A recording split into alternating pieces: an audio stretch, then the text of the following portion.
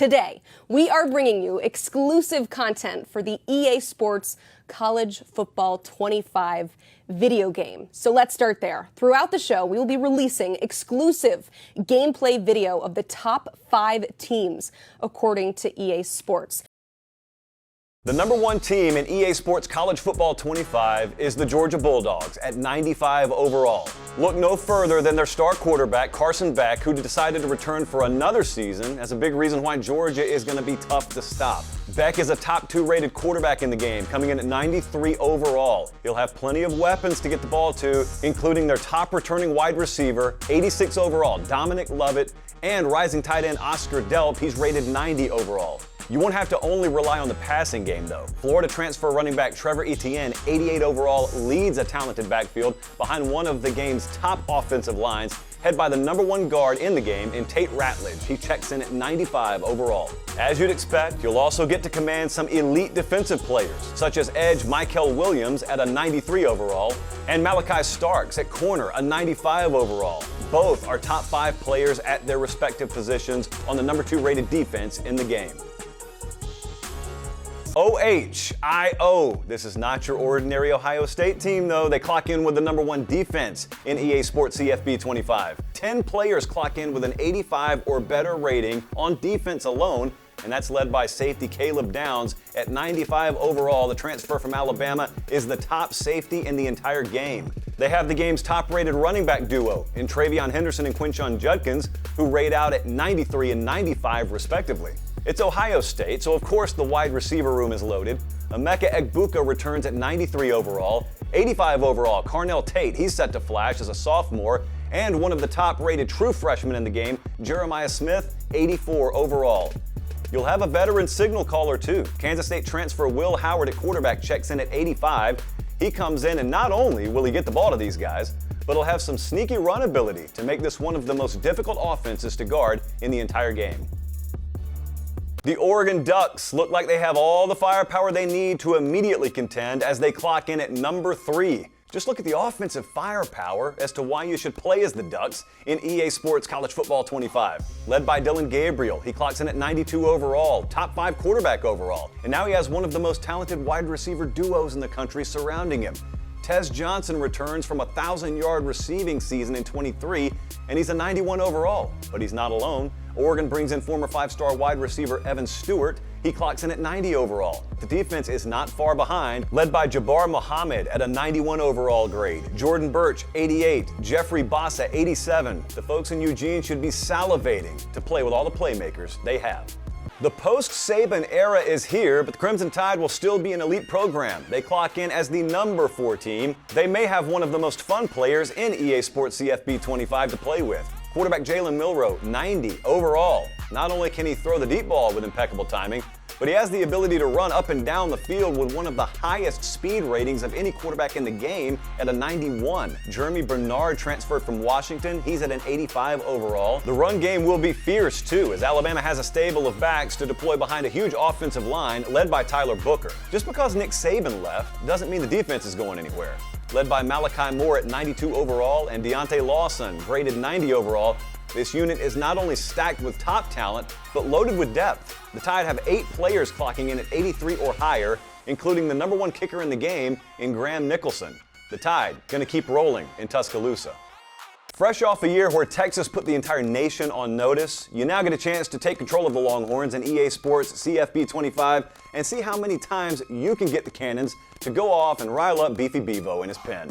Look no further than our cover boy, quarterback Quinn Ewers, who at 92 overall is a top 5 quarterback in the game. But to describe the offense in one word, speed. Led by Alabama transfer Isaiah Bond, who clocks in at 88 overall, and Silas Bolden and Matthew Golden clock in at 86 apiece. And he'll also be handing it off to one 5-star running back in CJ Baxter. He's an 87 overall. The Horns have the goods on defense too. Edge Trey Moore is a top 10 rated edge at 89. 5-star linebacker Anthony Hill clocks in at 86. And the secondary, Andrew Makuba, 89 overall. Malik Muhammad, 87 overall. Could this be one of the best in the SEC? Absolutely. Let's keep talking about this video game and welcome in our friend Matt Brown of Extra Points. So excited to continue the conversation with you. You actually got your hands on this game by way of a demo a few weeks ago. And although that information that we just saw, the video, is probably new to a lot of our viewers, it's not new to you. You played as Ohio State. What's it like playing as the Buckeyes?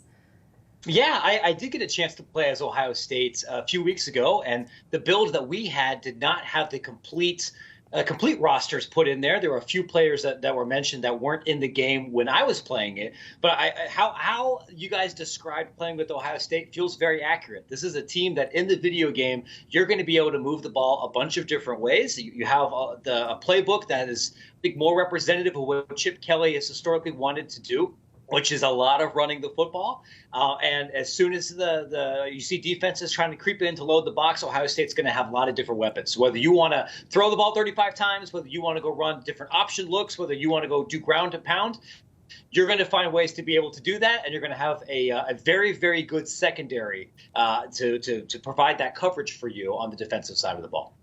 The latest news this week we saw was about Arch Manning. He got us real good. He said he was opting out. Now he is officially in the game. And this was a topic that you actually wrote about in your latest Extra Points newsletter. By the way, go check that out. What is the likelihood, Matt, that we see some well-known players missing from this game? Well, I had a couple of different folks at EA tell me throughout this process, and most recently earlier this week, that there are no nationally well-known opt-out players.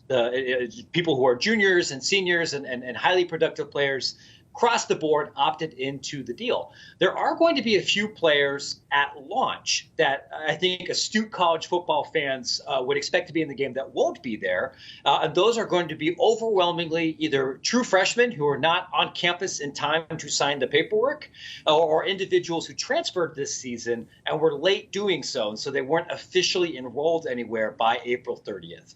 Those are athletes that EA understands there's going to be a few folks that slip through the cracks, people that are on two deeps of Power 4 rosters or two deeps for bowl-eligible rosters. But there is a mechanism to continuously update those rosters, not just to include athletes that missed out during the spring, but potentially for true freshmen or walk-ons who flash during the season and play their way into the two deep. EA has told me we have financially budgeted to bring those people into the game. We have budgeted our time to bring them into the game. And we want those rosters, along with other assets for this game, to be what we consider to be a live service, things that are continuously updated throughout the season. All right, so the game comes out for those who purchased early access on Monday and Friday for everyone else. So, Matt, what do you anticipate next week will be like, just from a reaction standpoint? I think the reaction from almost everybody involved, whether they're schools or athletes or consumers, is going to be overwhelmingly positive. There's so much pent-up excitement and anticipation for this game to return that I imagine a lot of people are going to be willing to overlook any kind of early technical hiccups and flaws, which generally happen with AAA games right as they're released, and focus on the most important things, which are the revamped Dynasty mode, the revamped Road to Glory mode, and the attention to detail for game presentation. There'll be time to iron out some of the wrinkles and bugs as we get closer to the actual football season, but I look at next week and the week immediately after as more celebrations, not just of the game itself, but what it means for everybody involved. Now, Matt, we're a little greedy here. We're already looking ahead to future iterations of this game and what that might look like. So what are some features that you would like to see added in the future? Well, I've actually talked to a couple of developers about this over the past couple of months. And I think what I would tell folks is, this game is really a foundational experience for what college football games are going to look like on this next generation of consoles. And there were several things that I've heard people at EA mention that, oh boy, we really wish we could have put in for this game. But in order to make sure that it was actually of high quality, we need to wait a little bit. One of the things that I think is quite likely would be for future games to have far more stadiums. Stadiums that are everybody involved in the NFL, stadiums that are used for neutral site games, historic stadiums. I think a lot of people would like to be able to schedule a neutral site game at Lambeau Field, which you can't do here, but I would not be surprised if that happens in the future. I also expect NIL to be a more significant factor in Dynasty mode and recruiting once we have an idea of what NIL means that doesn't change every 2 months, which I imagine will happen in future years for this game. All right, before we let you go, you have been all over this video game, and you can check out more of your coverage at Extra Points. But what else can we find there? You can find a lot of coverage at Extra Points for all of the off-the-field stories that shape college sports. So if you're interested in better understanding all of the complex litigation facing the NCAA right now in plain English, if you want to understand how conference realignment works, if you want to understand academic research or history, or many of the other things that shape this sport, I think you'll enjoy reading Extra Points. It's something a lot of athletic directors and conference commissioners are already reading. You can find it too at extrapointsmb.com.